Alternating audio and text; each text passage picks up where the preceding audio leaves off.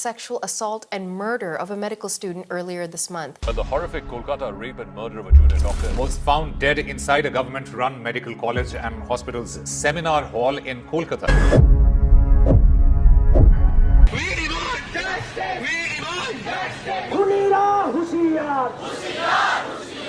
चश्मे को कूटा गया जिसकी वजह से आंखों से खून निकल गया, गला दबाकर मारा गया। জলজ্যান্ত মানুষ ঘর থেকে বেরিয়ে গেল, তবে পরের দিন ফিরল লাশ হয়ে। আপনারা জানেন আমি কার কথা বলছি। রেপ হওয়ার পর মার্ডার হওয়া ব্যক্তির নাম, ছবি কিংবা ভিডিও ফুটেজ শেয়ার করা একটা ক্রাইম। তাই ভায়োলেন্স ইস্যুর জন্য আমি মেয়েটির নাম উল্লেখ করছি না। মেয়েটি পেশায় একজন ডক্টর। প্রতিদিনের মতো 8 আগস্ট 2024 তিনি হসপিটালে যায় রোগীর জীবন বাঁচানোর মতো ডিউটি করতে। তবে 9 আগস্ট তারই হসপিটালের মেঝেতে পাওয়া যায় তার লাশ, তাও আবার অর্ধনগ্ন অবস্থায়। শুধু তাই না, মৃত অবস্থায় তার চোখ, শরীরের বিভিন্ন অঙ্গ প্রত্যঙ্গ এবং প্রাইভেট পার্ট থেকে রক্ত ঝরছিল। কি শরীরের লোম দাঁড়িয়ে যাচ্ছে? তবে এখানেই শেষ না, চলুন জেনে নেই তাকে রেপ করার পর হত্যা করার ঘটনা আরো কত বেশি নির্মম এবং ব্রুটাল ছিল। তার পুরো শরীর জুড়ে পাওয়া যায় 113টি কামড়ের দাগ। তার চোখে, ঠোঁটে, মুখে, আঙুলে এবং সব জায়গায় আঘাতের ক্ষত।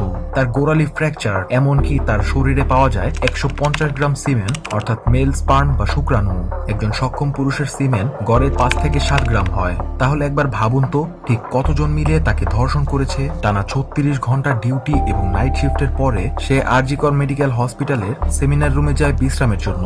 আর তার কিছুক্ষণ পরেই তার সাথে শুরু হয় অমানবিক এবং পৈশাচিক হামলা। ময়নাতদন্তের রিপোর্ট বলে তার মৃত্যুর আগে এমনকি মৃত্যুর পরেও তাকে ধর্ষণ করা হয়েছে। তার শরীরের সবচেয়ে বেশি ক্ষত হয়েছে প্রাইভেট পার্ট এবং গলায়। এমনকি তার গলার পেলভিসের হাড়ে এতটাই প্রেসার দেওয়া হয়েছে যে চোখের মনি বের হয়ে রক্তপাত হয়েছে। ধারণা করা হচ্ছে এই গণধর্ষণে 18 থেকে 20 জনের হাত আছে। তবে সবচেয়ে কষ্টকর বিষয় হচ্ছে এই ঘটনার দিন সকালে আরজিকর মেডিকেল হসপিটাল থেকে তার পরিবারকে জানানো হয় আপনার মেয়ে আত্মহত্যা করেছে। আর সেখানকার প্রিন্সিপাল সন্দীপ ঘোষ বলে ও কেন গিয়েছিল সেমিনার রুমে, এতে সম্পূর্ণ দোষ তো ওরই। কেবল হাসপাতাল কর্তৃপক্ষই না, বরং এই ঘটনাকে ধামাচাপা দেওয়ার চেষ্টা করে পুলিশ, প্রশাসন, এমনকি সরকারও। হাসপাতাল কর্তৃপক্ষ যখন মেয়েটির মাকে ফোন দিয়ে বলে তার মেয়ে সুইসাইড করেছে, তখন মেয়েটির মা হাসপাতালে যায়, সেখানে গিয়ে চিৎকার করে, কান্নাকাটি করে, এমনকি এক পর্যায়ে বলে আমি আপনাদের কাছে ভিক্ষা চাইছি, দয়া করে আমার মেয়ের লাশ আমাকে ফিরিয়ে দিন। नहीं, मेरी लड़की ने सुसाइड कर दिया है, ये खबर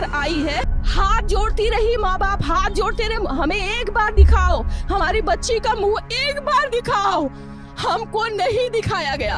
এই বিষয়টা একদিকে যতটা সোশ্যাল মিডিয়ায় হাইলাইট হতে থাকে, অন্যদিকে ঠিক ততটাই উত্তাল হতে থাকে ভারতের অলিগলি এবং সড়কের পরিস্থিতি। শুরুতে সকল ডক্টররা স্ট্রাইক এবং প্রোটেস্টার ডাক দিলেও পরে কলকাতার লক্ষ লক্ষ মানুষ রাস্তায় নেমে আসে এবং আন্দোলনে যোগ দেয়। যখন পুলিশ প্রশাসনের উপরে চাপ বাড়তে থাকে, তখন তারা এই বিষয়টাকে সিরিয়াসলি নেয় এবং এর তদন্ত শুরু করে। হাসপাতালের প্রাথমিক জিজ্ঞাসাবাদে এবং সিসিটিভি ফুটেজের ভিত্তিতে ধর্ষণকারীদের মধ্যে অভিযুক্ত একজন ব্যক্তিকে শনাক্ত করা সম্ভব হয়, যার নাম হচ্ছে সঞ্জয় রায়। এই ব্যক্তিটি আনুমানিক ভোর 4টার দিকে সেমিনার রুমে প্রবেশ করে এবং 5টার দিকে সেমিনার রুম থেকে বেরিয়ে আসতে দেখা যায়। প্রশ্ন হচ্ছে কে এই সঞ্জয় রায়? সঞ্জয় রায় হচ্ছে পুলিশের একজন সিভিক ভলেন্টিয়ার। সিভিক ভলেন্টিয়ারের কাজ হচ্ছে পুলিশের বিভিন্ন সেক্টরে সহায়তা করা, যেমন traffic management, disaster response, information provide. Civic volunteer কেবল পুলিশের সহায়ক। অফিসিয়ালি তারা পুলিশ নয় এবং পুলিশের নাম করে কোনো প্রকার ক্ষমতা প্রয়োগ করাও তাদের হাতে নেই। তবে এই সঞ্জয় রায়ের পুলিশের সাথে বেশ ভালো রকম লিঙ্ক ছিল,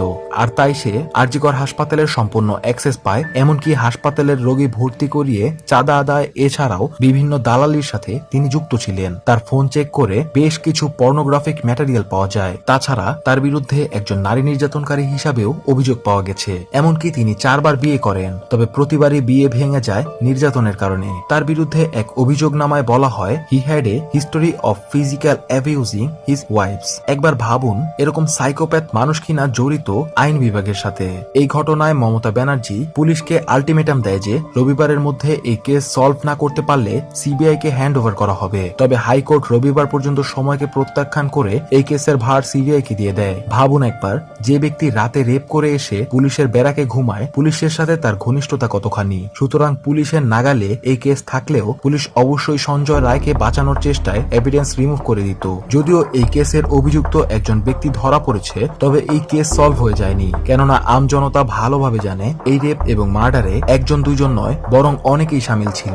আর তাই কলকাতা সহ ভারতের বিভিন্ন জায়গায় ডক্টররা স্ট্রাইক দেয় যে যতক্ষণ না পর্যন্ত চিকিৎসকরা সম্পূর্ণ নিরাপত্তা পাবে ততক্ষণ তারা কাজে যোগ দিবে না। এই রেপ কেসটাই প্রথম নয়, বরং ভারতে এর আগেও হাইলাইট এবং ইন্টারন্যাশনাল ইস্যু হওয়ার মতো বেশ কিছু রেপ কেস আছে, যেমন Nirbhaya rape case, Shakti Mills rape case, Hathras gang rape case, Kathua rape case, Unnao rape case এবং আসাম বাপু বাবা রাম রহিম পারোল। এই সমস্ত রেপ কেসের ভিকটিমরা ভুগেছে কেবল দেশের সিস্টেমের গাফিলতির কারণে। এই মেয়েটির সাথে ঘটে যাওয়া বর্বরতা ইন্টারন্যাশনাল ইস্যু হয়ে দাঁড়িয়েছে বলে আপনি এই বিষয়ে আওয়াজ উঠাতে পারছি। তবে আমাদের দেশে এমন অনেক ব্রুটাল রেপের মতো ঘটনা ঘটে যেগুলো মিডিয়ার নজরে যাওয়ার আগেই ধামাচাপা পড়ে যায়।